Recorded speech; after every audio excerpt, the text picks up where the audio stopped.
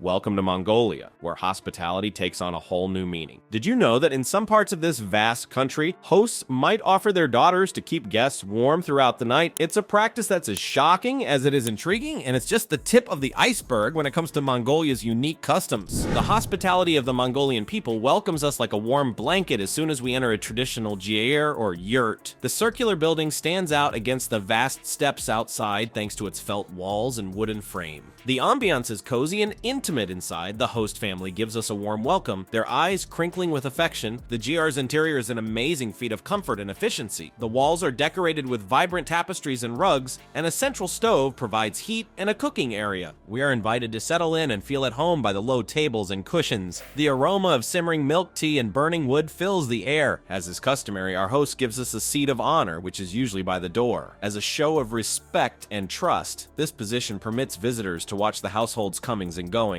The family is busy getting ready to show off their renowned hospitality as we get settled in. Serving milk tea is the first formality, as it is a cornerstone of Mongolian hospitality. This traditional beverage, which consists of a mixture of black tea, milk, and salt, is expertly made by our host. They serve it with well-practiced movements with their right hand, a gesture with deep cultural meaning. We take a small sip as guests and accept the warm bowl with both hands before setting it down. This modest deed is a fundamental component of Mongolian social interaction, a dance of respect for one another. However, the tea is only the start. Before long, a spread of regional cuisine materializes. The star of the show is the flavorful and soft roasted mutton. Steaming dumplings stuffed with meat and veggies are found next to it. Our rule, dried curds of fermented mare's milk, is what our host offers us. This high-protein snack demonstrates how creatively the Mongolians preserve food for the long, harsh winters. Every meal offers a glimpse into the nomadic way of life, where hospitality and ingenuity go hand in hand. While enjoying these treats, our host regales us with tales from Mongolian culture. They talk about the pleasures and difficulties of living on the steppes, as well as their strong bond with the land and their animals. Through their words, we get an understanding of the profound significance of hospitality in a society where goodwill from strangers is frequently necessary for survival. Now, as the evening wears on and the talk flows, we come across a tradition that may make some of the guests squint. In some isolated parts of Mongolia, especially in nomadic communities, there is a custom that extends beyond traditional hospitality. The head of a sheep or goat, which is regarded as the most valuable part of the animal, may be offered by the host to honored guests, particularly the elderly. However, the host may greet male guests who are younger and middle-aged in an even more intimate manner. In these situations, the host might offer their daughter to keep the visitor warm all night.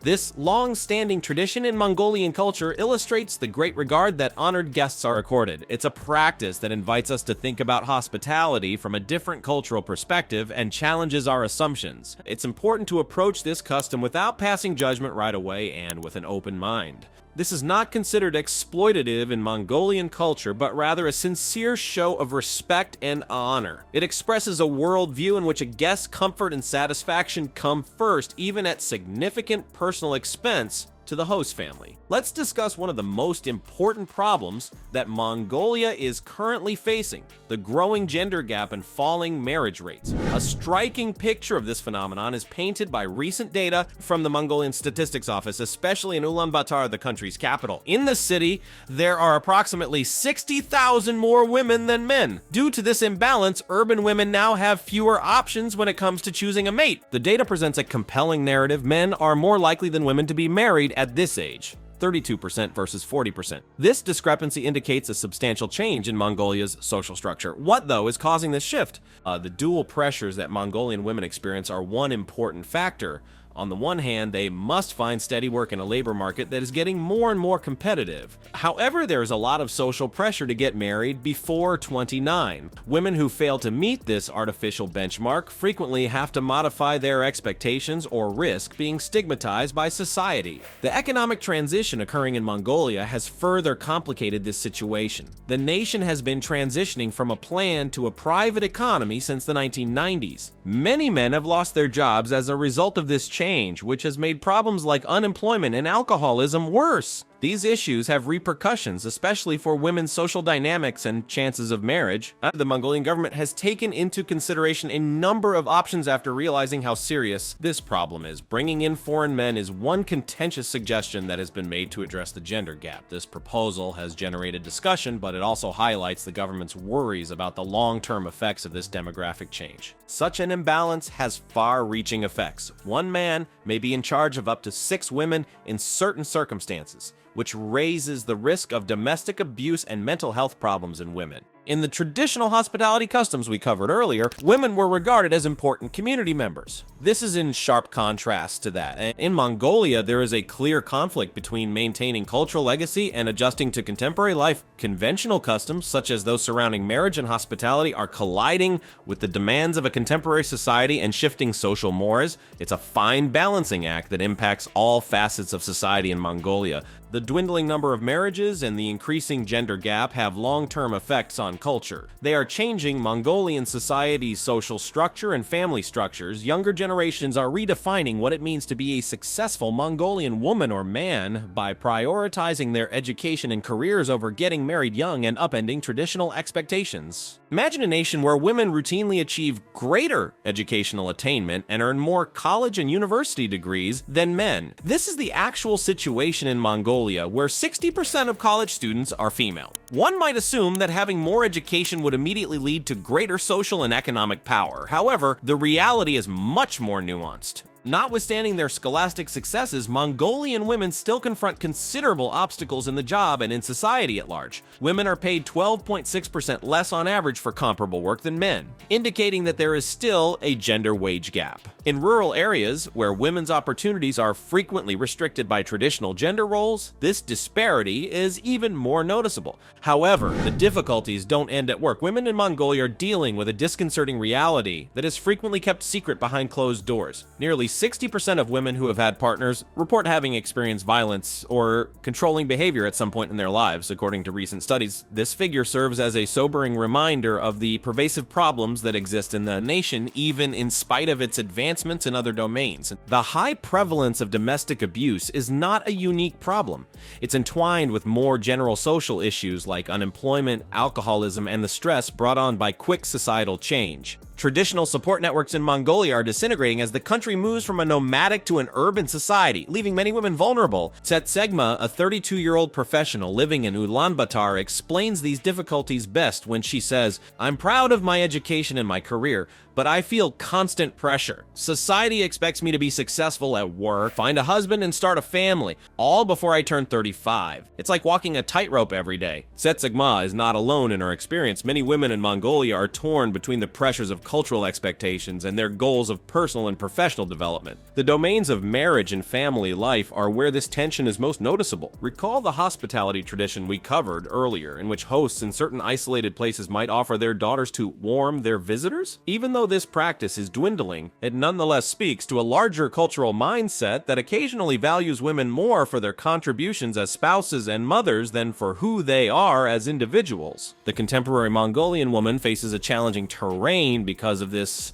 cultural heritage. They are, on the one hand, urged to pursue success in their education and careers. On the other hand, they experience pressure to put family life first and get married young. Stress, anxiety, and a feeling of being torn between two worlds can result from this dichotomy. Deeper into Mongolia's cultural landscape, we come across the centuries-old nomadic tradition, which is a way of life. Imagine living in a place where the seasons change with your house, where your backyard is made up of vast grasslands, and where your daily schedule is determined by the cycles of the natural world. For the roughly 25-33% of Mongolians who still practice nomadism, it is not only a way of life, but also a fundamental aspect of their cultural identity. More than just a romantic idea, Mongolia's nomadic culture is an integral and living aspect of the nation. These contemporary nomads uphold customs that have been handed down through the ages, preserving the knowledge and abilities that have allowed them to survive in some of the most hostile environments on Earth. The bond between people and horses is fundamental to nomadic existence. Renowned for their fortitude and tenacity, Mongolian horses are more than just pets. They are lifelong companions. Children in Mongolia are trained in horsemanship from an early age, and they form a bond with these amazing animals that extends beyond simple riding. The horse serves as a mode of transportation, an essential tool for herding cattle, and a representation of liberty and patriotism. However, riding is only one aspect of the nomadic skill set. Another fundamental aspect of Mongolian culture is archery, which has been practiced for countless years. Strong and accurate shots are made possible by the distinctive thumb draw technique employed by Mongolian archers, a talent that was formerly essential for both hunting and combat. It serves as evidence of the persistence of antiquated customs in modern times. Eagle hunting is one of the most breathtaking activities, I think. Imagine collaborating with a golden eagle, a raptor with a maximum wingspan of 2.3 meters. These magnificent birds are trained by eagle hunters to help in the capture of prey, demonstrating the close relationship between humans and animals. This custom, which is mostly observed in Mongolia's western areas, is a striking illustration of how nomadic cultures adjust to particular settings, but in today's world, the nomad way of life faces many difficulties. The delicate balance of the steppes is changing due to climate change, which makes it harder to carry out traditional herding methods. The core of nomadic life is endangered due to an increase in extreme weather events like dzoods, which are harsh winters that can kill off most cattle. A different set of difficulties arises with modernization. Younger Mongolians are becoming less nomadic and more urbanized due to the lure of modern conveniences and economic opportunities. The number of people living the traditional way of life has been gradually declining as a result of the large influx of former nomads looking for a different life in Ulaanbaatar, the country's capital. Imagine yourself perched on a hilltop with a 360-degree view of undulating grasslands. A holy pile of stones known as a ovu that marks the spiritual border between the sky and the earth is in front of you.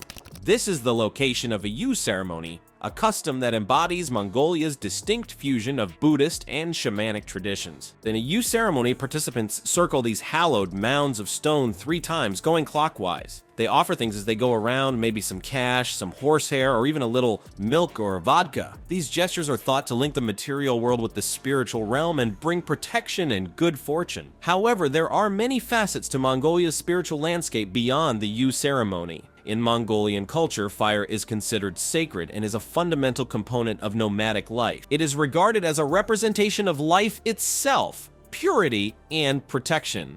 The hearth is revered greatly in Mongolian homes, whether they are contemporary apartments or traditional GRs. Many Mongolians honor their home fire with daily rituals, which you may not be aware of. Small amounts of food or drink may be offered to the flames as a sign of respect, illustrating the close relationship between spirituality and everyday life. This respect for fire goes beyond the house. It is an integral part of important occasions and rituals. As we delve deeper into Mongolia's spiritual practices, we come across traditions that, while peculiar to visitors, hold great significance for the people who practice them. For instance, consider the custom of sky burials.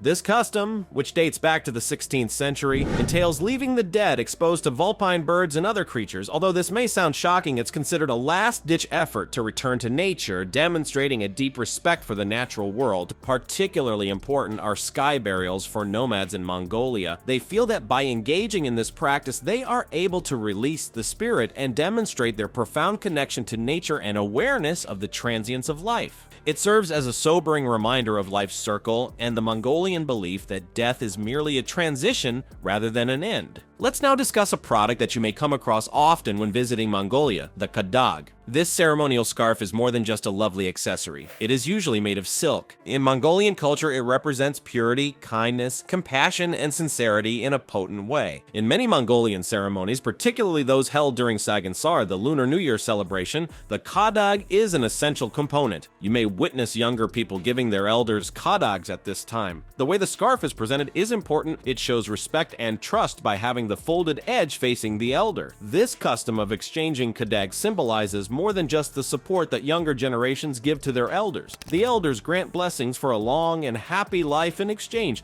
It's a lovely cycle of mutual respect and kindness that embodies the fundamental principles of Mongolian culture. We start to draw parallels between these spiritual practices and the earlier discussed hospitality customs. For example, the respect one has for fire in the house affects how one treats visitors visitors, the host extends their warmth and concern for their guests by taking great care of the fire and providing food and beverages for the flames. Offering Cadags is a custom that parallels the hospitality extended to visitors in Mongolian homes. Respect, honor, and the cultivation of relationships, whether with other people or spiritual forces, are deeply ingrained in both customs. This spiritual perspective even extends to the more contentious hospitality customs we have already encountered. Giving a guest the best comfort possible, even at great personal expense, is in line with the Mongolian belief that the material and spiritual worlds are inextricably linked.